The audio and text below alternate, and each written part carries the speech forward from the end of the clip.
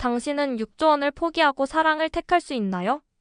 중동의 석유 재벌 상속녀, 그녀는 태어날 때부터 모든 것이 정해져 있던 인생이었습니다. 부, 명예, 약혼, 그리고 철저히 설계된 미래까지. 사람들이 보는 라일라는 그녀의 배경, 재산, 미래까지 모든 게 완벽해 보이는 부러움의 대상이었지만 정작 그녀는 그 화려한 삶 속에서 단 한 번도 스스로 선택한 것이 없다는 사실에 점점 지쳐가고 있었죠. 국영 석유기업의 상속녀, 재벌 가문의 후계자, 국제 언론이 주목하는 미래의 여왕. 라일라 자신은 그 어디에도 없었습니다. 화려한 타이틀 속에서 진짜 나는 점점 더 작아지고 있음을 느꼈죠. 하지만 어느 날 라일라 자신 그대로 그냥 한 사람으로 대해주는 한 남자를 만나게 되면서 라일라의 인생은 서서히 소용돌이 치게 됩니다. 그는 그녀를 공주도 후계자도 아닌 그냥 라일라라는 한 사람으로 바라봐 주었고 그 순간 그녀는 처음으로 선택받는 삶이 아닌 선택하는 삶을 꿈꾸게 되죠. 이 이야기는 재벌 상속녀가 한국의 작은 시골 마을에서 자신이 누구인지 찾아가는 여정이자 세상에서 가장 따뜻한 결혼식까지 이어지는 단 하나뿐인 사랑 이야기입니다. 이야기가 시작하기 전에 좋아요와 구독은 영상 제작에 많은 힘이 됩니다. 지금부터 이야기 시작합니다. 그녀의 미래는 정해져 있었습니다. 누가 봐도 부러울 삶이었죠. 언론은 그녀를 이렇게 불렀습니다. 중동의 미래 여왕, 석유제국의 황태녀. 아랍에미리트 아부다비 국영 석유회사의 회장 외동딸, 라일라 알 누하얀. 그녀가 태어난 순간부터 세상은 그녀의 삶에 눈을 떼지 않았어요. 그녀는 자라면서 그녀의 이름은 중동을 넘어 국제 정계와 재계에서도 상징적인 존재가 되었고, 그녀의 한마디 한 걸음이 시장에 영향을 줄 정도였습니다. 석유와 가스, 천연에너지와 첨단 기술을 아우르는 국영 자산만 500조 원. 그중 약 6조 원 규모의 유산을 물려받을 예정인 유일한 상속자로 태어난 라일라는 외부에서 보기엔 더없이 화려하고 완벽한 삶을 살아왔었죠. 세계적인 명문 국제학교, 유럽 귀족 자제들과 어울리는 사교계, 연례 행사처럼 오가는 전용기 여행. 어린 시절부터 철저하게 설계된 교육과정 아래 자라온 그녀는 감정을 드러내는 방법조차 조심스러웠습니다. 하지만 그 모든 스케줄이 끝난 밤, 침대에 누운 라일라는 가끔 외로움에 눈을 감지 못했죠. 사람들은 언제나 그녀를 상속녀 라일라 알 누하얀으로만 대했지 한 명의 평범한 사람으로 대해준 이는 없었습니다. 친구도 스승도 약혼자조차도 모두 그녀가 가진 배경을 중심에 두고 다가왔죠. 영국 런던에서 지속 가능한 에너지 도시 시스템이라는 전공으로 석사 과정을 밟던 어느 날, 부모가 뜻밖의 발표를 했습니다. 라일라는 왕실 가문의 후계자와 약혼할 것입니다. 그날의 발표로 인해 곳곳에서 축하 인사가 쏟아졌어요. 하지만 정작 당사자인 라일라는 그날 밤 식은 커피만 바라보다 창밖을 향해 말없이 눈물을 떨궜죠. 그녀는 생각했습니다. 나는 과연 내 스스로 선택해 본 적이 있었을까? 누군가의 딸, 누군가의 약혼자, 누군가의 후계자, 그 외에 나는 어디에 있을까? 이 질문은 그녀의 마음을 깊게 파고들었고 마치 오래된 시계가 갑자기 멈춘 듯한 공허함을 가져왔습니다. 그로부터 일주일 후, 그녀는 자신이 다니던 대학의 교수에게 조용히 찾아갑니다. 그녀는 말했죠. 지속 가능한 에너지 시스템에 대해 실제 현장에서 연구할 수 있는 기회가 있다면 추천해 주실 수 있나요? 교수는 약간 놀란 눈빛으로 그녀를 바라보다가 조심스럽게 말했죠. 대한민국 전라북도에 한 농촌 마을이 있어요. 그곳엔 한국 정부와 협력한 지역 에너지 실증 프로젝트가 진행 중입니다. 처음엔 생소하게 들렸습니다. 전라북도 농촌 마을. 그녀는 평생 도시에서만 살아왔고 중동의 사막과 유럽의 성, 첨단 도시를 넘나들며 자란 사람이었어요. 하지만 그 생소함이 오히려 마음을 끌었죠. 아무도 자신을 알아보지 못하는 곳. 아무도 라일라의 이름을 모르고 그저 한 명의 연구원으로 받아들여질 곳. 그곳이라면 조금은 나를 되찾을 수 있지 않을까. 마침 교수는 덧붙였죠. 한국은 기술은 물론이고 사람들의 공동체 의식이 남다르답니다. 특히 그 지역은 외국인을 잘 받아주기로 유명해요. 진짜 삶이 살아 숨쉬는 곳이죠. 그 말은 그녀의 확고한 결심을 끌어냈습니다. 그녀는 부모에게 말했어요. 한국의 지속 가능한 에너지 모델을 현장 연구하고 싶습니다. 겉으로는 미래 후계자의 글로벌 역량 강화를 위한 교육처럼 포장됐지만 속으로는 단 6개월이라도 진짜 내 숨결을 느끼고 싶다는 간절한 바람이 담겨져 있었죠. 그렇게 라일라는 왕궁을 떠나 전용기가 아닌 일반 항공편을 타고 인천국제공항에 도착했습니다. 어딘지 익숙하지 않은 공기, 낯선 언어, 그리고 처음 맛본 김치 비빔밥. 모든 것이 새로웠고 낯설었고 그 낯설미 오히려 그녀에게 위로처럼 다가왔어요. 그 누구도 그녀를 알아보지 않았고 누구도 그녀에게 고개를 숙이지 않았습니다. 그녀는 혼자 지하철을 타고 KTX를 갈아타고 다시 버스를 타고 작은 마을로 향했습니다. 그 길 위에서 처음으로 평온함을 느꼈어요. 그리고 처음으로 설렘이라는 감정도 느꼈죠. 라일라는 속으로 조용히 중얼거렸습니다. 이제 진짜 내 이야기를 시작해보고 싶어. 인천공항에서부터 작은 캐리어 하나를 끌고 이동하는 내내 라일라는 주변을 끊임없이 관찰했습니다. 한국 사람들은 바빴지만 무례하지 않았고 공공장소에서 목소리를 높이는 이도 없었습니다. 표지판은 영어 병기가 잘 되어 있었고 길을 몰라 헤매는 그녀에게는 낯선 젊은 여학생이 다가와 웃으며 말을 걸어줬습니다. 도와드릴까요? 라는 그 짧은 문장은 그녀가 처음으로 한국에서 들은 말이기도 했습니다. 그 순간 그녀는 속으로 생각했죠. 이런 나라에서 살아보고 싶다는 사람들의 마음 조금은 알 것 같아. 전라북도의 작은 마을에 도착한 것은 저녁 무렵이었어요. 논밭 사이로 낮게 깔린 붉은 노을, 바람에 나부끼는 벼 이삭들, 그리고 군데군데 보이는 마을 회관과 작은 슈퍼. 그 풍경은 그녀가 익숙하게 자라온 아부다비의 고층 빌딩과 호화로운 궁전과는 너무도 달랐죠. 하지만 그 조용한 공간 속에 흐르는 삶의 온도는 오히려 더 인간적이고 따뜻하게 느껴졌습니다. 라일라는 자신이 묵게 될 작은 게스트하우스에 짐을 풀며 벽에 걸린 일정을 살펴보았습니다. 지역에너지 연구센터, 주민에너지 교육 세미나, 마을 청년 연구 발표회. 그녀는 어느새 노트북을 열어 프로젝트 자료를 정리하고 발표를 준비하고 있었어요. 도피라고 시작했던 이 여정이 점차 진짜 연구로 바뀌고 있다는 것을 그녀 스스로도 느끼고 있었죠. 그리고 그날 밤 조용한 마을에서 별이 총총한 하늘을 올려다보며 라일라는 속으로 다짐합니다. 여기서의 6개월 동안은 내가 선택한 나로서 살아갈 거야. 라일라 알 누하얀이 아니라 한 명의 연구원으로, 한 명의 사람으로. 그 다짐은 이후 그녀가 만나게 될 어떤 사람, 그리고 그녀가 결코 예상치 못했던 감정과도 연결되어 있었습니다. 이곳은 서울과는 완전히 다른 시간의 흐름 속에 있었습니다. 논밭 너머로 바람이 부는 소리, 닭이 우는 소리, 그리고 마을 회관에서 들려오는 사람들의 웃음소리까지. 그 모든 것이 그녀에게는 낯설었지만 낯설기에 오히려 위로가 되었어요. 에너지 커뮤니티 기술센터에 첫 출근한 날, 라일라는 연구소의 분위기에 다소 긴장한 채 앉아 있었어요. 화려한 프레젠테이션이나 정교한 실험 장비보다 더 가까운 건 진흙 묻은 신발과 햇볕에 그을린 얼굴이었습니다. 연구자들은 현장에서 땀을 흘리며 일하고 있었고 주민들과도 스스럼 없이 어울렸죠. 이곳에서 그녀가 가장 처음 눈에 띄게 된 인물, 바로 김준호라는 사람이었습니다.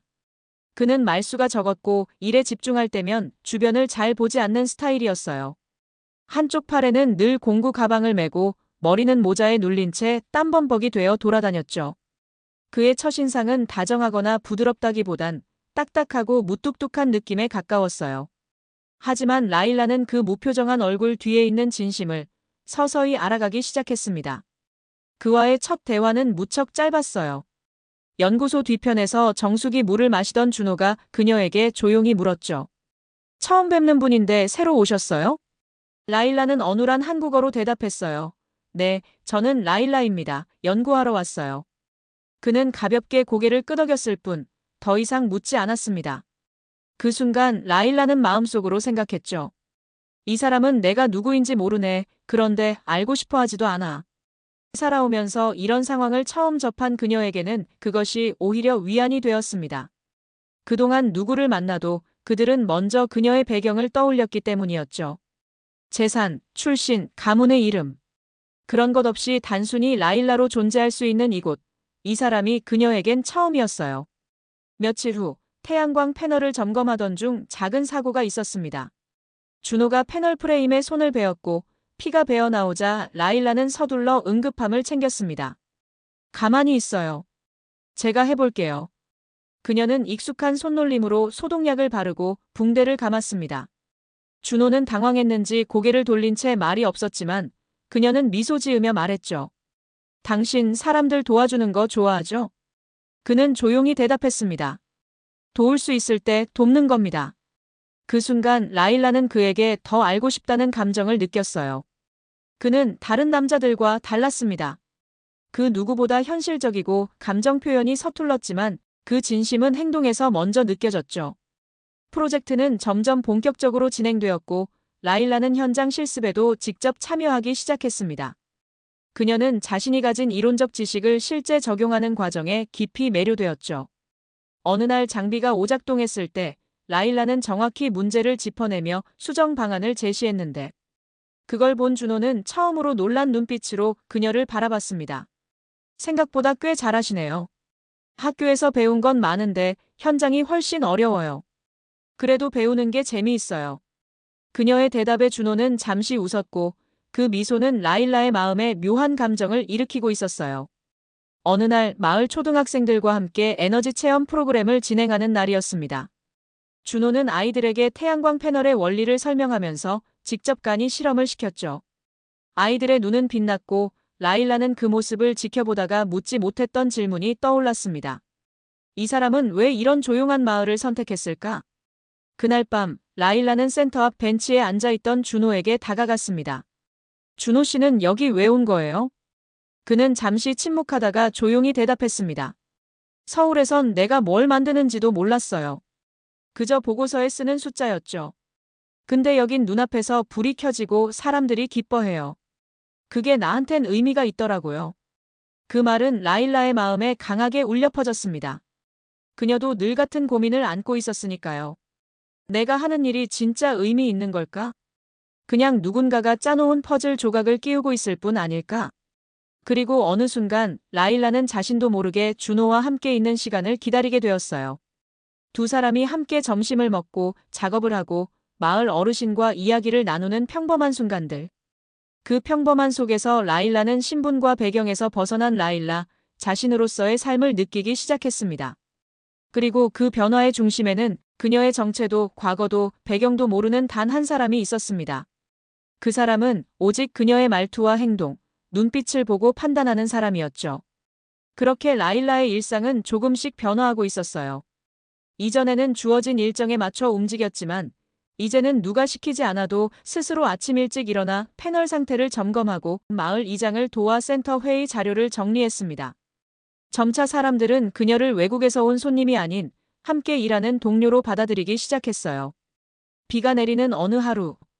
그날은 야외 설비 점검이 예정되어 있었지만 대부분의 일정은 취소됐고 센터도 조용한 날이었어요. 라일라는 책상을 정리하다 어느 순간 멍하니 빗소리에 귀를 기울이고 있었어요. 그때 준호가 조용히 다가와 작은 텀블러를 내밀었습니다. 따뜻한 거 마셔요. 감기 걸리면 곤란하잖아요. 짧은 한마디였지만 그 안에는 따뜻한 배려가 담겨 있었어요. 라일라는 조용히 텀블러를 받아들고 고개를 끄덕였습니다. 고마워요. 준호 씨는 말이 없어 무뚝뚝해 보이는데 참 다정하네요. 그는 약간 멋쩍은 듯 어깨를 으쓱였지만 그 순간 두 사람 사이엔 묘한 공기가 감돌았어요. 그날 저녁 둘은 우산 하나를 같이 쓰고 마을길을 걸었습니다. 진흙이 묻은 좁은 길 위로 조용히 퍼지는 빗소리, 은은하게 비추는 가로등 아래. 라일라는 조용히 그의 옆을 걸으며 그동안 준호에게 느꼈던 묘한 기분이 무엇인지 깨달았습니다. 아, 이 사람이구나. 그가 웃으면 괜히 나도 웃고 있었고 그가 눈에 보이지 않으면 라일라는 늘 그를 찾고 있었습니다. 라일라의 시선은 늘 준호를 향해 있었어요. 그저 동료라고만 생각했었는데 그 모든 순간들이 그 모든 감정들이 단순한 감정이 아니라는 것을 깨달았죠. 밤이 깊어지기 전 둘은 마을 어귀에서 조용히 인사를 나누고 각자의 집으로 돌아갔습니다. 그녀는 방에 들어서자마자 불을 켜지도 않은 채 책상 앞에 앉았어요. 창밖에 내리는 빗소리를 들으며 마음 깊은 곳에서 요동치는 무언가를 느꼈습니다. 현실의 벽으로 인해 사랑이라는 감정이 행복하지만은 않았어요. 그가 나의 정체를 안다면 어떻게 반응할까? 나는 정말 이 마음을 감당할 수 있을까? 많은 생각들이 그녀의 머릿속을 뒤흔들었고 그 생각들이 그녀를 삼켜버릴 것 같았죠. 라일라는 밤이 깊어가는 줄도 모르고 책상에 앉아 생각했어요. 마음이 복잡했습니다. 오늘은 무언가를 끝내야 할 것 같은 느낌에 더는 피하지 않기로 했습니다. 그를 만나서 그에게 진짜 자신을 보여주기로요. 지금껏 감추어온 이름, 숨겨진 정체, 아버지가 정해놓은 정략적인 약혼까지. 그 모든 걸 솔직하게 말하고 나면 무너질 수도 있겠지만 그래야만 진짜로 시작할 수 있을 것 같았습니다. 그녀가 그를 진심으로 사랑하게 되었기 때문이었죠. 그날 저녁 그녀는 준호를 향해 짧은 메시지를 보냈습니다. 산책 나와줄 수 있어요? 오래 지나지 않아 준호의 발걸음 소리가 들렸고 준호는 말없이 그녀 옆에 앉았어요. 그녀는 조용히 입을 열었습니다. 준호 씨, 제가 그동안 당신에게 말하지 않은 게 있어요. 그의 표정이 굳어졌습니다. 하지만 그녀는 피하지 않았죠. 저는 아부다비 국영 석유 기업의 후계자예요. 라일라 알 누하얀.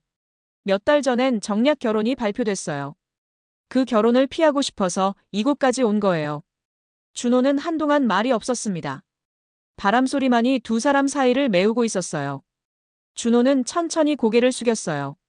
눈빛이 흔들렸고 입술을 한참이나 다물고 있다가 조심스레 말했습니다. 그게 다 진짜예요? 라일라는 고개를 끄덕였습니다. 그는 깊게 숨을 내쉬며 다시 입을 열었습니다. 나는 그냥 서울에서 내려온 촌놈이에요. 여동생 하나 돌보는 게 삶의 전부고요. 나 같은 사람이 당신 같은 사람 곁에 설 수 있을까요? 난 자신이 없네요. 그녀는 놀라며 그의 손을 붙잡고 싶었지만 그는 조용히 손을 뺐습니다. 나에게 솔직히 말해줘서 고마워요. 하지만 그걸 들으니까 갑자기 우리가 같은 세상 사람이 아니라는 생각이 들어요. 처음엔 몰랐죠. 그냥 조용하고 묵묵한 외국인 연구원인 줄만 알았어요. 하지만 지금은 내가 누군지 다시 생각하게 되어 그는 한 걸음 물러났습니다. 그동안 정말 편했어요. 같이 일하고 웃고 밥 먹고 그런 게 너무 좋았는데 지금은 그 모든 게 멀어지는 느낌이에요. 라일라는 말문이 막혔습니다. 그녀가 그렇게 두려워했던 상황이 눈앞에서 벌어지고 있었어요. 그녀는 눈물 섞인 목소리로 말했습니다. 제가 가진 건 다 내려놓을 수 있어요. 지금 이 삶, 이 마을, 여기서 당신과 함께한 날들이 전부였어요. 저는 그런 사람이 되고 싶어요. 누군가의 딸도 약혼자도 아닌 당신 옆에 서는 사람. 하지만 준호는 조용히 고개를 저었습니다. 미안해요. 하지만 지금은 당신의 용기를 내가 받아들일 수가 없어요. 그는 뒷걸음질 치듯 벤치에서 일어났습니다. 그리고 그녀를 보며 마지막으로 말했어요. 도망치는 게 아니라 내 자리를 지키기 위해 물러나는 거예요. 그리고 그는 돌아서서 떠나버렸죠. 그녀는 그 뒷모습을 오랫동안 지켜보고 있었어요. 숨조차 쉴 수 없이 답답했지만 말없이 그를 보내야 했죠. 준호의 뒷모습을 지켜보는 것만으로 라일라의 마음은 아려왔어요. 그날 밤 그녀는 한참을 울었습니다. 그가 사라진 자리에는 아무것도 남지 않은 듯 했지만 마음 어딘가엔 그가 남기고 간 진심이 또렷하게 맴돌고 있었어요. 사랑은 용기로 시작하지만 때로는 이별도 용기를 필요로 한다는 걸 그녀는 처음으로 알게 되는 순간이었죠. 다음 날 준호는 센터에 나타나지 않았어요. 사람들은 그의 부재를 궁금해했고 라일라는 아무 말도 하지 않았죠. 그녀의 입에서 나올 수 있는 말은 오직 하나뿐이었어요. 제가 떠나게 했어요. 며칠 후 그녀는 준호가 정리하던 태양광 배선도를 다시 펼쳐봤습니다. 작은 글씨로 적힌 메모들이 여전히 남아있었고 그녀는 그 메모를 따라 조용히 배선을 정리했어요. 그녀는 그가 남기고 간 것을 지우지 않기로 마음먹었어요. 사랑은 지나간 자리를 허물지 않고도 새로운 삶을 시작할 수 있다는 걸 그녀는 믿기로 했습니다. 이제 그녀는 선택해야 했어요. 다시 돌아갈 것인지 아니면 이 자리에서 다시 시작할 것인지. 그리고 그녀는 머뭇거림 없이 한국에 남기로 결정했습니다. 그에게 받은 따뜻함을 잊지 않기 위해, 그와 함께했던 날들을 무의미하게 만들지 않기 위해서요. 그녀는 앞으로의 길을 혼자 걸어야 했지만 그 길 끝에 언젠가 다시 마주할 수 있다는 희망 하나는 놓지 않았습니다. 그것이 그녀가 할 수 있는 가장 용기 있는 선택이었으니까요. 사랑은 가끔 떠나보내는 것으로 이어질 수 있습니다. 하지만 진짜 마음은 어디에도 사라지지 않고 남는다는 것을 그녀는 이제 알게 되었어요. 그렇게 며칠이 지났습니다. 준호는 끝내 나타나지 않았고 마을 사람들은 궁금해했지만 누구도 그의 사정에 깊이 개입하려 하지 않았습니다. 라일라는 조용히 그저 자리를 채우고 있을 뿐이었죠.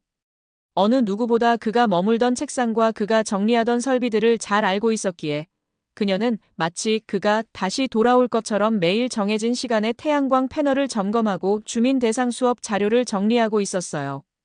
하루는 마을 아이가 그녀에게 물었습니다. 언니, 아저씨는 언제 와요? 그 질문에 라일라는 잠시 멈칫했지만 곧 미소를 지으며 대답했어요. 조금 멀리 갔어요. 다시 돌아올 수도 있고 아닐 수도 있지만 우리는 계속 배워야죠. 그녀의 목소리는 담담했지만 마음은 너무나도 복잡했어요. 그날 밤 그녀는 오래도록 켜두었던 조명 아래에서 작은 계획서를 꺼냈습니다.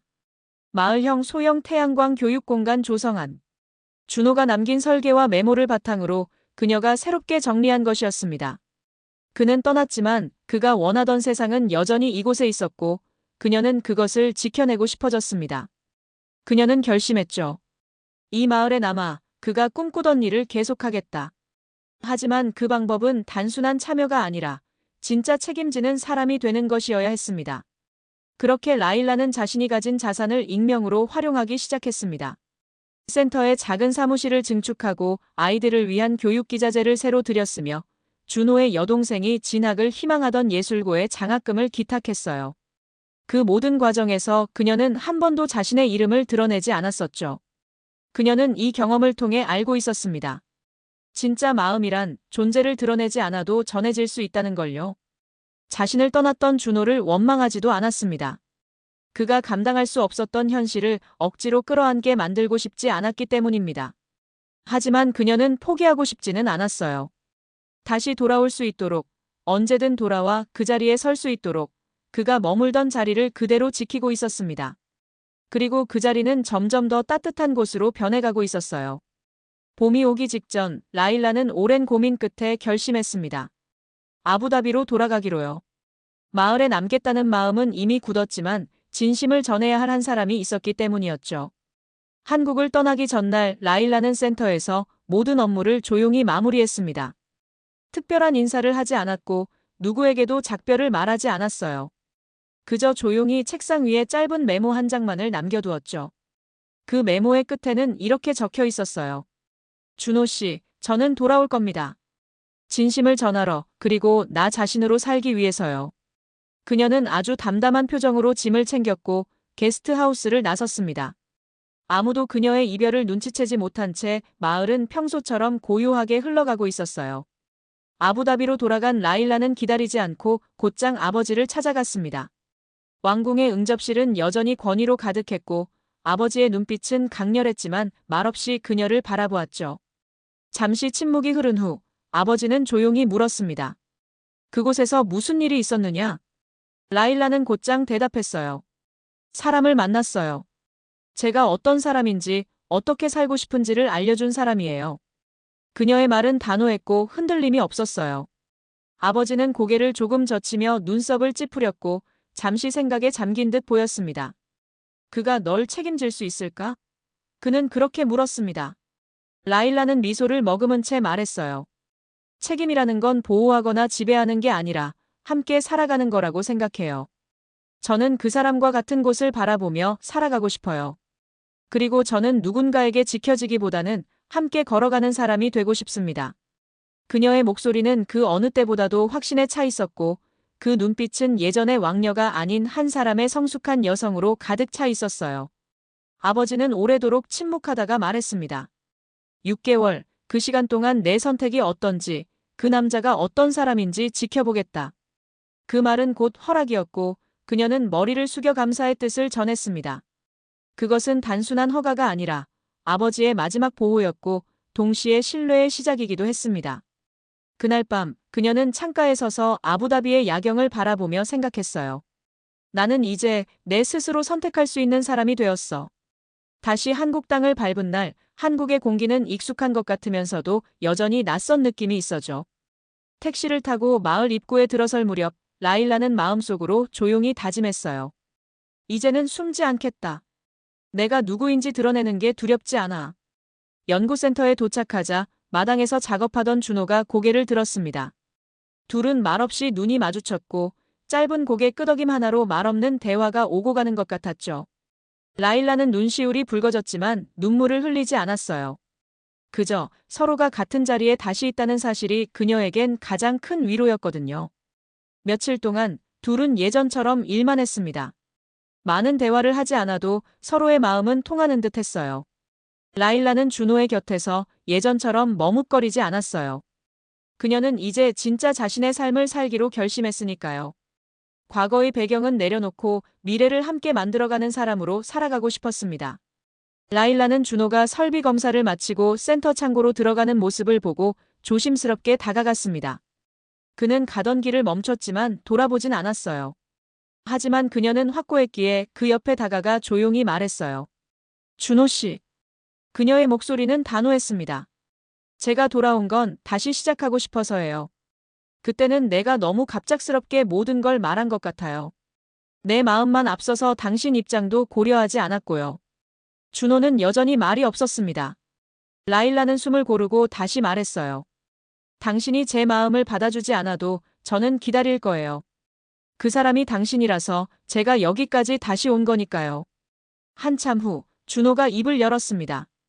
당신이 떠난 후에 생각을 많이 했어요. 나 같은 사람에게 그런 마음을 전한 당신이 얼마나 용기 냈는지도, 그리고 내가 얼마나 도망쳤는지도. 그의 목소리는 떨리고 있었지만 진심이 묻어났습니다. 사실 나도 당신을 잊은 적 없어요. 그런데 당신이 너무 큰 사람처럼 느껴졌어요. 당신 옆에 서는 순간 내가 작아지는 것 같았거든요. 준호는 고개를 들지 않은 채 조용히 말을 이었습니다. 당신이 이곳에 없던 시간이 정말 길게 느껴졌어요. 같이 일하던 날들이 떠올랐고 같이 웃던 순간도 자꾸 생각났어요. 그는 잠시 웃으며 고개를 끄덕였어요. 처음엔 그냥 좋은 동료라고만 생각했는데 하루가 지나고 또 하루가 지나니까 알겠더라고요. 그게 단순한 호감이 아니었다는 걸요. 다시 돌아오겠다던 당신이 혹여 마음이 변해 돌아오지 않을까봐 두렵기도 했고요. 라일라는 조용히 그의 눈을 바라보았습니다. 그럼 우리 둘이 작게 살아가면 어때요? 크게 시작하지 않아도 돼요. 사람들 눈에 멋져 보이지 않아도 돼요. 그냥 서로를 이해하고 존중하면서 함께 걸어가고 싶은 마음뿐이에요. 그녀의 말에 준호는 처음으로 웃음을 지었어요. 아주 작고 조용한 미소였지만 그 안엔 지난 시간의 오해와 두려움을 덮을 만한 따뜻함이 담겨 있었죠. 그는 천천히 고개를 끄덕였습니다. 그래요, 그렇게 해요. 화려하진 않아도 나란히 걸어가는 삶. 그 순간 그들은 다시 손을 맞잡았습니다. 이번엔 망설임도 불안함도 없었어요. 그저 서로를 향한 마음만이 손끝에 남아 있었죠. 한 달 후 결혼식은 마을의 작은 예배당에서 열렸습니다. 초대장은 없었고 특별한 드레스도 준비하지 않았죠. 라일라는 소박한 흰 한복 원피스를 입었고 머리엔 은은한 국화 장식을 꽂았어요. 하객도 많지 않았습니다. 센터의 동료들과 아이들, 마을 어르신들, 그리고 그녀가 진심을 나눴던 몇 명의 친구들 뿐이었죠. 그런데 그 어떤 왕궁의 연회보다 따뜻한 순간이었어요. 준호는 검은 정장을 입고 조용히 서 있었고 라일라가 입장할 때 그 눈빛은 흔들림 없이 그녀를 맞이했습니다. 둘은 나란히 서서 서로의 손을 마주잡았고 마치 오래전부터 예정된 운명을 되찾은 사람들처럼 평온했어요. 신부 서약의 순간 라일라는 깊게 숨을 들이마시고 조용히 말했습니다. 저는 태양보다 따뜻한 사람을 만났습니다. 저는 앞으로도 그 사람과 함께 살아가고 싶어요. 고된 날이 오더라도 비가 내리더라도 저는 그 곁에서 우산을 들고 기다릴 거예요. 그 순간 예배당 안은 고요했고 아이들의 박수 소리와 함께 꽃잎이 흩날리기 시작했습니다. 어르신 중 몇몇은 눈물을 훔쳤고 누군가는 정말 좋은 사람이야 라고 말했어요. 그 결혼식은 화려하지 않았지만 그 누구보다 진실하고 단단한 마음으로 채워졌습니다. 며칠 후 두 사람은 함께 준비해온 공간을 열었습니다.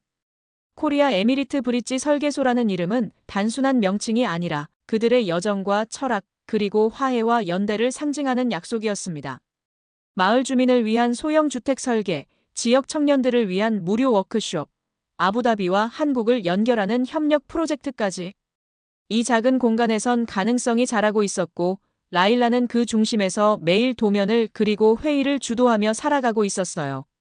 준호는 장비를 관리하며 현장을 지켰고 라일라는 주민들의 이야기를 들으며 설계 방향을 조정했습니다. 둘은 서로의 강점을 존중하며 팀이 되었고 그 팀은 단순한 부부가 아니라 세상을 조금 더 따뜻하게 바꾸는 파트너가 되어가고 있었죠. 어느 날 저녁 마을 발전기 앞에 앉은 두 사람은 말없이 하늘을 올려다보았습니다. 준호가 조용히 말했습니다. 다시 태어나도 이 길을 함께 걸을 거예요? 라일라는 고개를 끄덕이며 말했어요. 네, 다음 생에도 당신 옆이라면 괜찮아요. 그녀는 알았습니다. 삶의 모든 선택이 정답일 순 없지만 마음으로 선택한 길은 후회가 되지 않는다는 걸요. 라일라는 더 이상 왕국의 상속녀가 아니었습니다. 그녀는 한 마을의 설계소장이었고 한 남자의 동료였으며 더 이상 숨지 않아도 되는 사람으로 살아가고 있었어요. 그것만으로도 그녀의 인생은 완전했고 또 충분히 빛나고 있었습니다. 오늘의 이야기는 여기까지입니다. 그녀는 이제 더 이상 6조 원의 상속녀도 왕궁의 후계자도 아닙니다. 그저 누군가의 곁에 서고 싶은 라일라 그 자체로 살아가고 싶은 한 사람이었습니다. 그리고 그녀의 곁을 지켜주는 이는 그 누구보다 묵묵하게 그녀의 선택을 기다려준 사람이었죠. 태어난 국적도 집안의 환경도 세상을 바라보는 방식도 그들 앞에 놓인 장벽은 결코 작지 않았지만 그들은 끝내 이 장벽을 허물고 서로를 선택했습니다.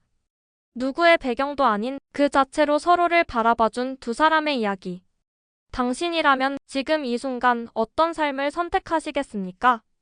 이 이야기가 여러분께 작은 울림이 되었기를 진심으로 바랍니다. 다음 이야기에선 또 어떤 한국의 모습이 펼쳐질까요? 한국을 향한 여정은 계속됩니다.